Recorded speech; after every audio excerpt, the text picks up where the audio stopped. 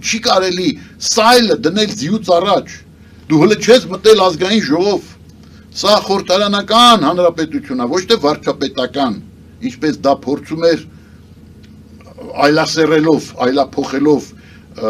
իմաստը խորհրդարանական կառավարման ձևի, ուրեմն արմատավորել Սերժ Սարգսյանը իր պիջակով հայտնի, որը հետո դուր եկավ Նիկոլ Փաշինյանին, չէ՞, այսինքն սա այն Սերժի բաճկոնը, որը ինքը իր վրով էր կարել, այն չարաբաստիկ սահմանադրության փոփոխության միջոցով, գիտեք, 15 թվականին այդ սահմանադրության փոփոխության հետևանքով մենք կորցրեցինք Արցախը, թող բոլորը իմանան, որ այն ժամանակ, երբ որ ես կոկորդ էի ճղում, երբ որ գնում էի կենտրոնական ընտրական հանձնաժողովի մոտ այնտեղ սառելով կանգնում էինք, երբ որ դեկտեմբերի 1-ին համապետական ցույց հրավիրեցինք, հանրային փրկության ճակատ էինք ստեղծել, այնտեղ ես էի, Անդրեաս Ղուկասյանն էր, Ռաֆի Հովհաննիսյանն էր, Ժիրայր Սեֆիլյանն էր, Գարեգին Չուքազյանն էր, ուրեմն Պետրոս Մակյանն էր, Արմեն Մարտիրոսյանն էր, որը արդեն լքել է երկիրը եւ գտնվում է Կանադայում,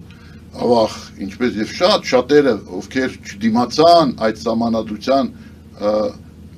դեմ պայքարից, այդ սահմանադրության նենգափոխման փաստից, փաստի պատճառով նենգափոխման, ինչու, որովհետև սահմանադրությունը բռնաբարվեց, ինչի հետևանքով եւ տեղի ունեցավ այն, ինչ տեղի ունեցավ, մենք կորցրեցինք Արցախ հենց այդ պատճառով, որտեղ Սերժ Սարգսյանը մնաց, նորմալ ձևով ռոտացիա տեղի չունեցավ, փոփոխություն եւ նախագահական ընտրություններ տեղի չունեցան, որպեսզի ժողովուրդը հնարավորություն ունենա այդ ճակատագրական ժամանակաշրջանում ուղիղ համընդհանուր քվեարկության միջոցով երկրի ղեկավար ընտրել, որը կկարողանա այդ քվեն ունենալով պաշտպանել Արցախը։ Նենգափոխվեց սահմանադրությունը, խլվեց ժողովրդի իրավունքը ուղիղ ընտրությունների միջոցով իշխանություն ձևավորելու իրավունքը։ Ով էր այն ժամանակ պայքարում, մենք։ Նիկոլ Փաշինյանը միջալը չմիացավ, որտեղ նա արդեն այդ Սերժ Սարգսյանի ծրագրերի ես հիշում եմ հանդիպել էինք ուրեմն հատուկ հանդիպմանը մասնակցում էին եւ Պետրոս Մակյանը եւ Ժիրայր Սեֆիլյանը, ես եւ ինքը ասաց ես ինստիտուցիոնալ եմ, ես չեմ մասնակցում ես շարժմանը, այո, շարժման, այսի սահմանադրության փոփոխման, այն սահմանադրության փոփոխման դեմ մենք ինչ, բան Արմեն Գրիգորյանը մասնակցում էր այսօրվա անվտանգության քարտուղարը, որովհետև լինելով արցախցի, ինք հասկանում էր, որ սա Արցախի վերջն է, հասկանում եք, սա լինելու է Արցախի վերջը,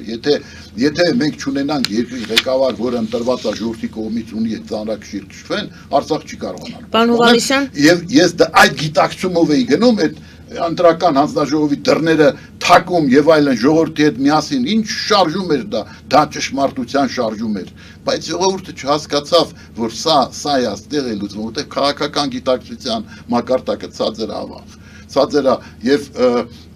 կարողացավ իշխանությունը ճնշել, կարողացավ կեղծել, կարողացավ անցկացնել այդ սահմանադրությունը։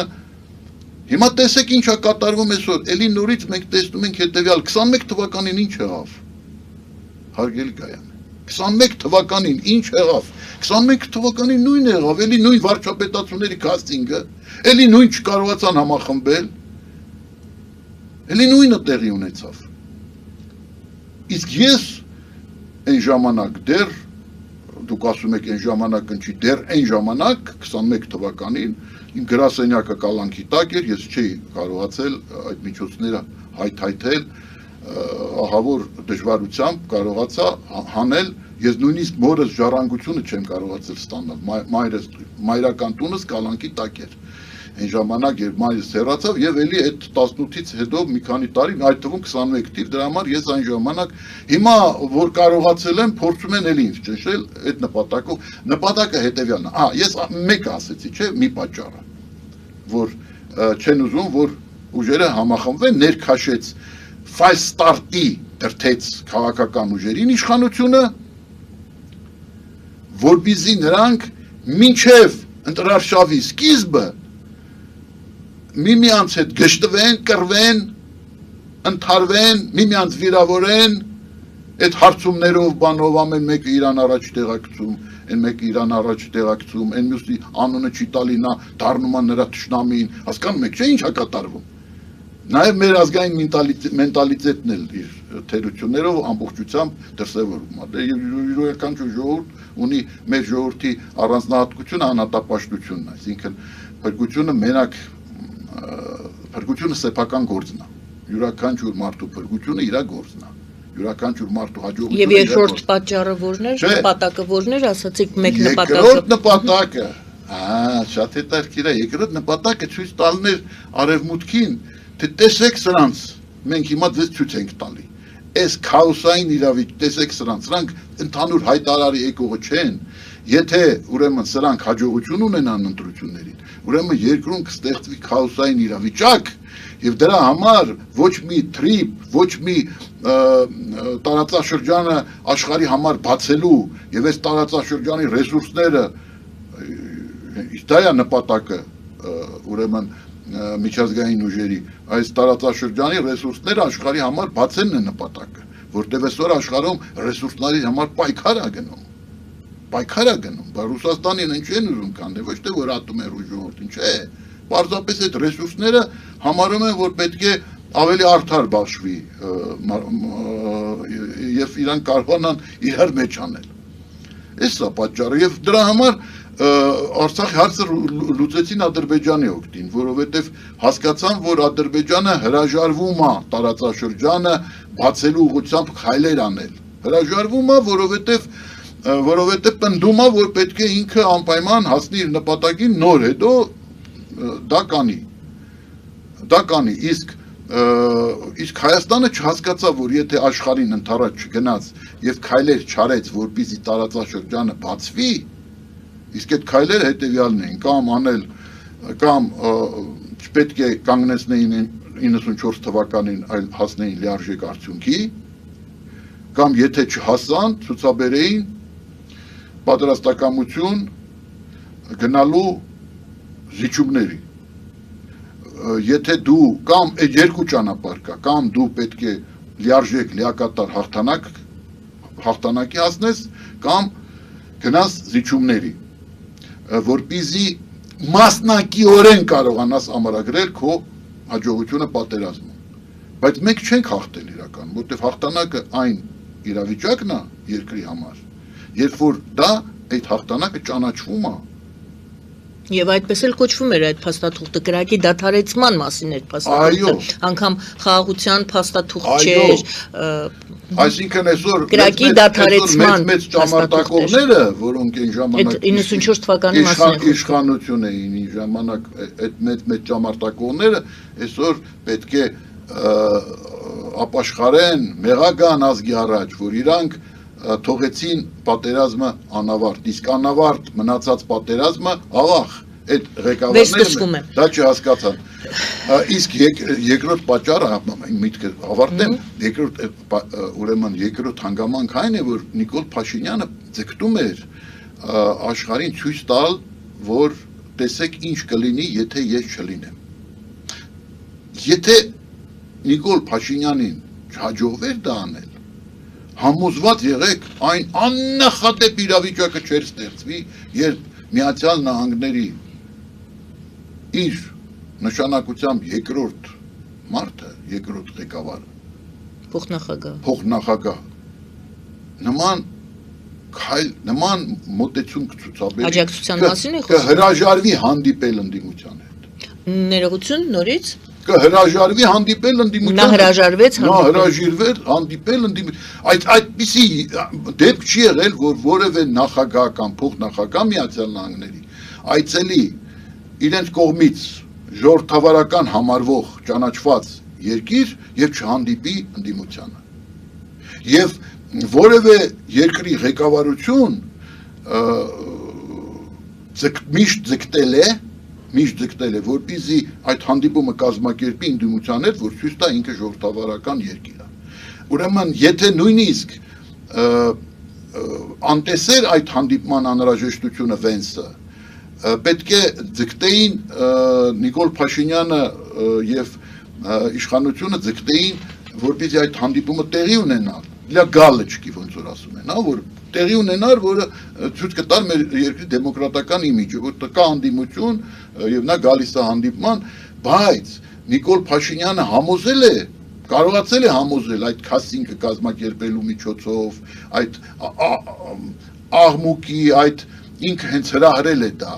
ինչ որ միտեղ տակից, հասկանալով ինքը խաղացող է, ինչ ասեմ,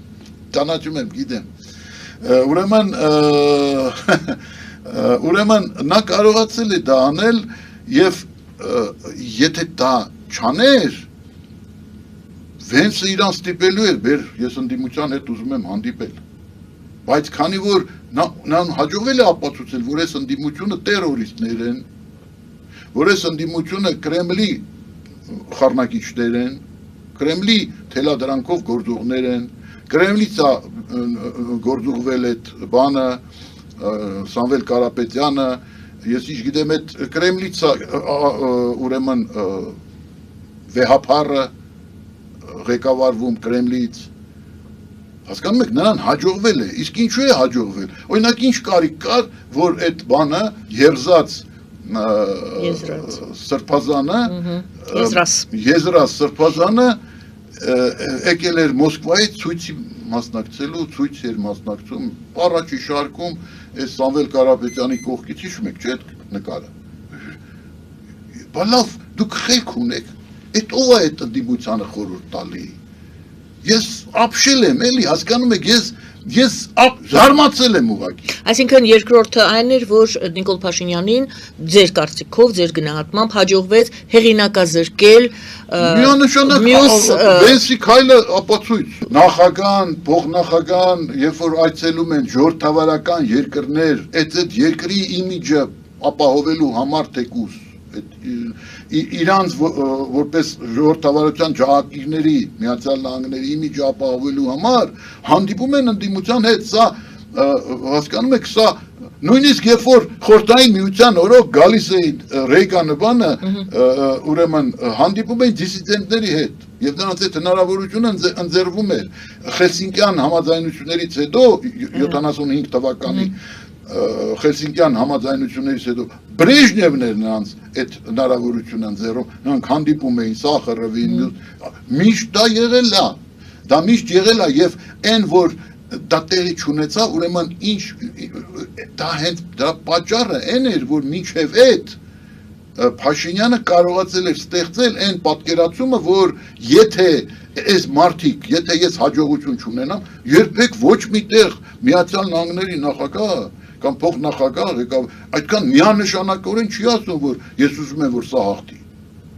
Ես այդպիսի բան չի եղել։ Մոլդովայում էլ նույնիսկ չեն ասել այդպես։ Բայց այստեղ ինչու, որովհետև ինքը հատուկ է Թրամփի ուղղությունը, որ է Թրամփի ճանապարհը, դա անվիճելի հաջողություն է։ Այդ որովհետև մեծ հաշվով, եթե ուրեմն տարածաշրջանը բացվում է մեր միջոցով, մենք ստանում ենք քաղաքական առավելություն։